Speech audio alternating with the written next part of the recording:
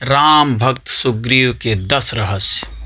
ये 10 रहस्य सुनने से पहले अगर आपने हमारे भज राधे चैनल को अभी तक सब्सक्राइब नहीं किए हैं तो जल्दी से सब्सक्राइब कर दीजिए ताकि हमारे हर वीडियोज के नोटिफिकेशन सबसे पहले आप तक पहुँचे। देरी ना करते हुए हम आपको बताते हैं राम भक्त सुग्रीव के 10 रहस्य।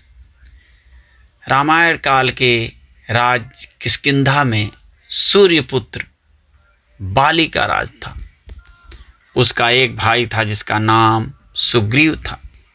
सुग्रीव इंद्रदेव का पुत्र था, अर्थात बाली और सुग्रीव की माता एक ही थी, लेकिन पिता अलग अलग थे।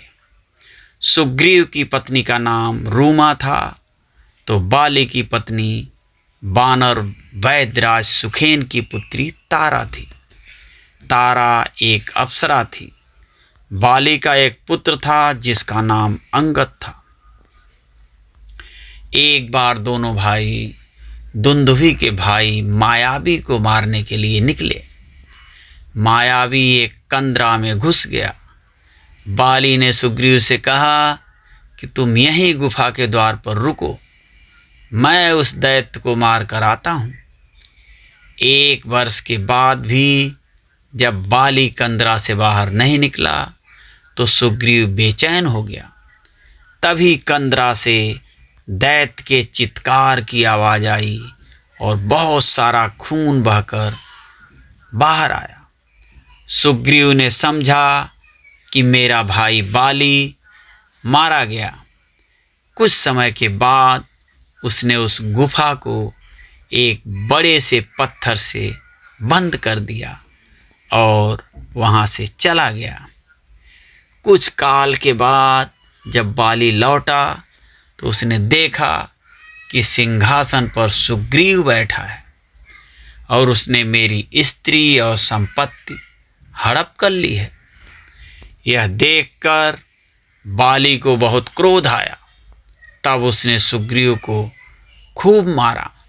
सुग्रीव अपनी जान बचाने के लिए ऋष्यमुख पर्वत की एक कंदरा में जा छुपा।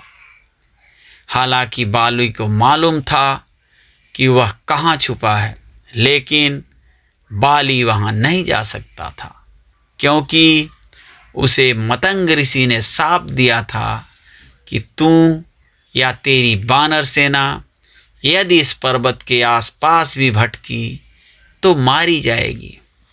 बस इसीलिए सुग्रीव वहाँ सुरक्षित रहे।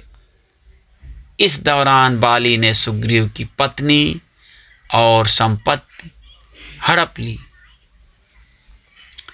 इस पर्वत पर ही सुग्रीव की मुलाकात वानर राज केसरी की मुलाकात हुई। वानरराज केसरी की मुलाकात हुई। केसरी ने सुग्रीव की सहायता के लिए अपने पुत्र हनुमान जी को सुग्रीव के पास छोड़ दिया। सुग्रीव ने वहीं अपनी सुरक्षा हेतु एक छोटी सी सेना गठित की। फिर एक दिन सीता को खोजते हुए प्रभु श्री राम और लक्ष्मण ऋष्यमुख पर्वत पहुँचे। जब सुग्रीव ने राम और लक्ष्मण को देखा तो वह भयभीत हो गया। इतने बलशाली और तेजस्वीवान मनुष्य उसने कभी नहीं देखे थे।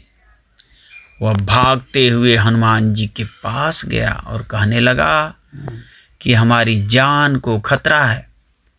सुग्रीव को लग रहा था कि कहीं बाली के भेजे हुए तो नहीं है।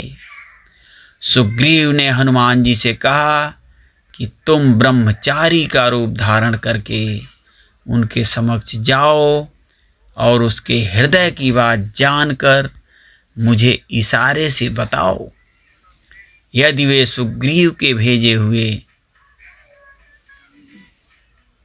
हैं तो मैं तुरंत ही यहाँ से कहीं और भाग जाऊंगा।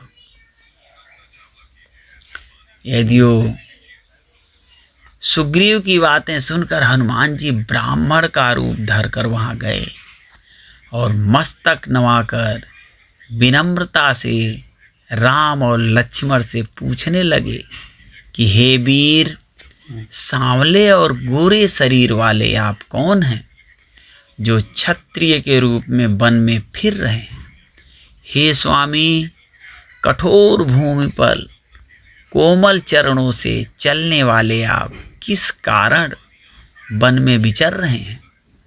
हनुमान ने आगे कहा, मन को हरण करने वाले आपके सुंदर कोमल अंग हैं और आप वन की दुस्सह धूप और वायु को सह रहे हैं। क्या आप ब्रह्मा, विष्णु, महेश इन तीनों देवताओं में से कोई हैं या आप दोनों नर और नारायण हैं? श्री रामचंद्र जी ने कहा, हम कौशल राज दशरथ जी के पुत्र हैं और पिता का वचन मानकर वन आए हैं। हमारे राम लक्ष्मण नाम हैं। हम दोनों भाई हैं। हमारे साथ सुंदर सुकुमारी स्त्री थी। यहाँ वन में राक्षस ने मेरी पत्नी जानकी को हर लिया। हे ब्राह्मण, हम उसे ही खोजते फिरते हैं। हमने तो अपना चरित्र कह सुनाया। अब हे ब्राह्मण, आप अपनी कथा कहिए, आप कौन हैं? प्रभु को पहचान कर हनुमान जी उनके चरण पकड़कर पृथ्वी पर गिर पड़े। उन्होंने साष्टांग दंडवत प्रणाम कर स्तुति की। अपने नाथ को पहचान लेने से हृदय में हर्ष हो गया। फिर हनुमान जी ने कहा कि हे स्वामी, मैंने जो पूछा वह मेरा पूछना तो न्याय था। बरसों के बाद आपको देखा, वह भी तपस्वी के वेश में, और मेरी वानरी बुद्धि, इससे मैं तो आपको पहचान न सका और अपनी परिस्थिति के अनुसार मैंने आपसे पूछा, परंतु आप मनुष्य की तरह कैसे पूछ रहे हैं? मैं तो आपकी माया के वश भूला फिरता हूँ। इसी से मैंने अपने स्वामी आपको नहीं पहचाना, किंतु आप तो अंतर्यामी हैं। ऐसा कहकर हनुमान जी अकुलाकर प्रभु के चरणों में गिर पड़े। उन्होंने अपना असली शरीर प्रकट कर दिया। उनके हृदय में प्रेम छा गया। तब श्री रघुनाथ जी ने उन्हें उठाकर हृदय से लगा लिया और अपने नेत्रों के जल से सींचकर शीतल किया। राम ने हनुमान को हृदय से लगाकर कहा कि हे कपि सुनो, मन में ग्लानि मत मानना। तुम मुझे लक्ष्मण से भी दूने प्रिय हो। सब कोई मुझे समदर्शी, प्रिय अप्रिय से परे कहते हैं, पर मुझको सेवक प्रिय हैं, क्योंकि मुझे छोड़कर उसको कोई दूसरा सहारा नहीं होता। ऐसा कहने के बाद हनुमान जी ने प्रभु श्री राम को सुग्रीव से मिलाया और राम ने सुग्रीव को राम ने अपनी कथा और व्यथा बताई। तब राम ने सुग्रीव के दुख हरण के लिए बाली का वध करने का वचन दिया। दरअसल सुग्रीव के भाई बाली ने सुग्रीव की पत्नी और संपत्ति हड़प कर उसको राज्य से बाहर धकेल दिया था। यही कारण था कि प्रभु श्री राम ने सुग्रीव से अपने बड़े भाई बाली से युद्ध करने को कहा। और इसी दौरान श्री राम ने छुपकर बाली पर तीर चला दिया और वह मारा गया। बाली वध के बाद सुग्रीव किष्किंधा के राजा बने। अपने बाली के पुत्र अंगद को युवराज बनाया और बाद में उन्होंने राम के लिए वानर सेना को गठित किया। सुग्रीव ने राम की सेना में रावण से युद्ध करने के बाद प्रभु श्री राम के राज्याभिषेक में अयोध्या में भी गए थे। अयोध्या में भगवान श्री राम ने गुरुदेव वशिष्ठ को सुग्रीव आदि का परिचय देते हुए कहा कि ए सब सखा सुनहु मुनि मोरे, भय समर सागर कहूँ बेरे। ए सब सखा सुनहु मुनि मेरे, भय समर सागर कहूँ बेरे। मम हित लाग जन्म इनहारे, भरतहु ते मोहि अधिक पियारे। कुछ काल तक अयोध्या में रहने के बाद भगवान ने सुग्रीव को विदा कर दिया।